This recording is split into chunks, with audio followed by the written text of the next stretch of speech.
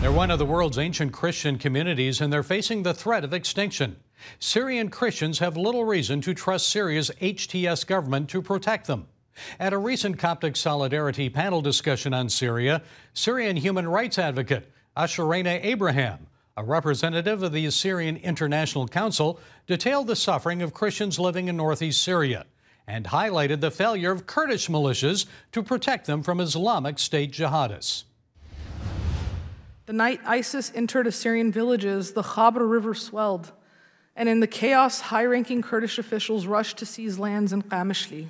They set up offices in Assyrian homes while families feared for their lives.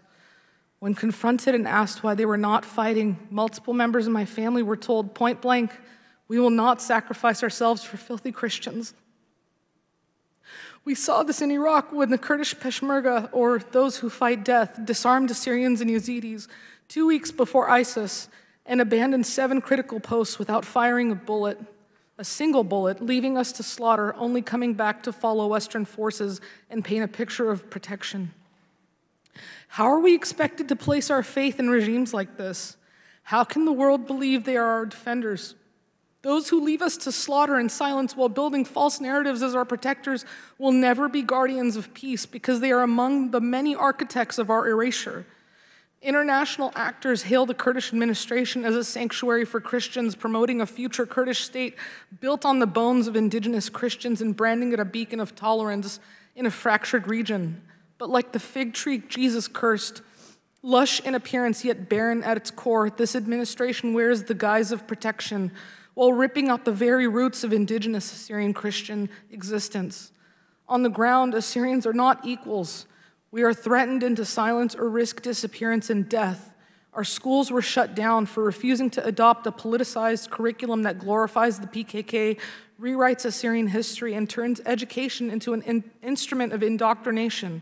15% of Assyrian lands in the AENES-controlled areas have been confiscated.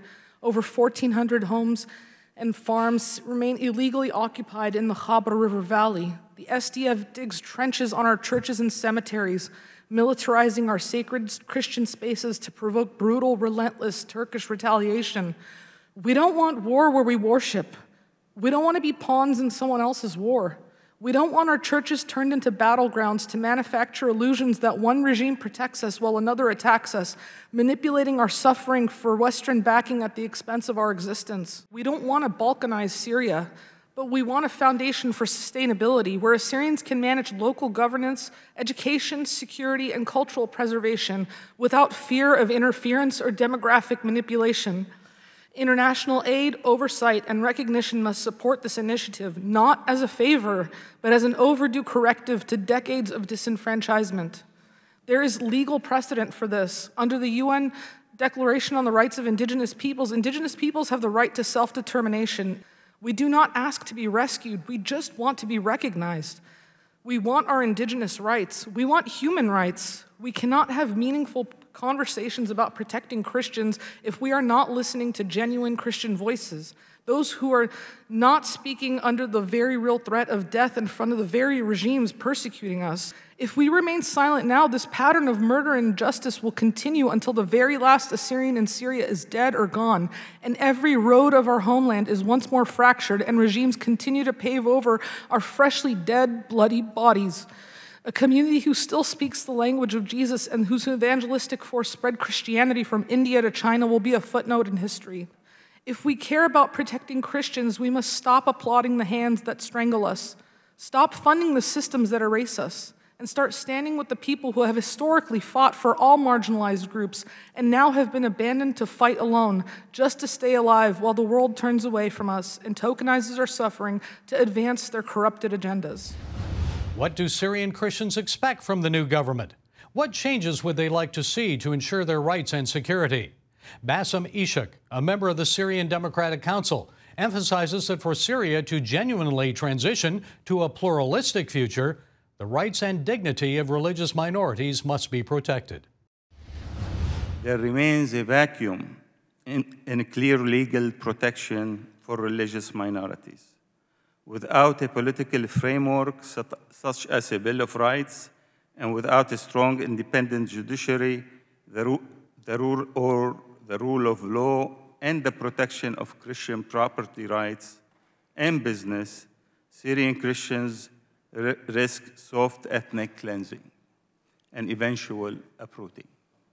Syrian Christians are not passive victims.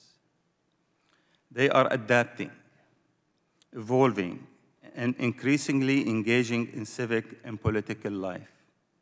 A new generation of Christian youth, many raised amid war and exile, are participating in society with a vision of inclusive citizenship. We see Christians-led NGOs providing aid, interfaith initiative promoting reconciliation, and efforts to draft inclusive local charters that ensures freedom of belief, ask for equal property rights, and minority protections. This shift from a defensive minority posture to active citizenship is perhaps one of the most hopeful signs of this transitional moment. So, what is my conclusion and recommendations?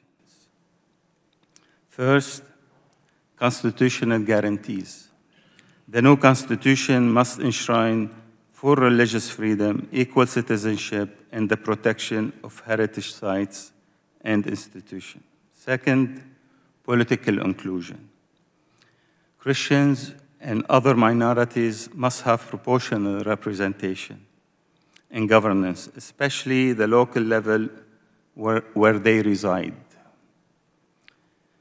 Third, international support. The international community must support minority return programs, protect vulnerable religious communities, and fund neutral civil society initiatives.